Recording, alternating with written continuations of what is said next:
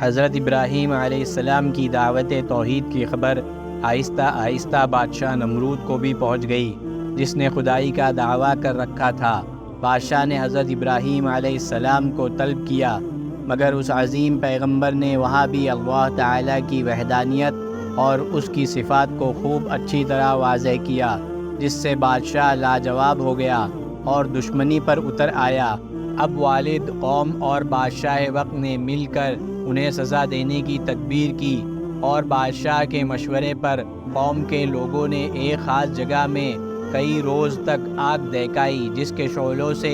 آس پاس کی چیزیں جھلسنے لگی۔ جب لوگوں کو یقین ہو گیا کہ حضرت ابراہیم علیہ السلام اس آگ سے زندہ بچ کر ہرگز نہیں نکل سکیں گے، تو ان کو اس آگ میں ڈال دیا، مگر رب العالمین کی مدد اور اس کی زبردست طاقت کے سامنے ان کم عقلوں کی تدبیریں کہاں چل سکتی تھی۔ اللہ تعالیٰ نے آگ کو حکم دیا کہ اے آگ، تو ابراہیم پر سلامتی کے ساتھ ٹھنڈی ہو جا۔ آگ کے شعلوں اور انگاروں کے باوجود اسی وقت ان کے حق میں ٹھنڈی ہو گئی، اور حضرت ابراہیم علیہ السلام اس میں صحیح و سالم رہے۔ اس قدرت خداوندی اور معجزے کو دیکھنے کے بعد بھی لوگوں نے ایمان قبول نہیں کیا، تو حضرت ابراہیم علیہ السلام نے ہجرت کا ارادہ فرما لیا،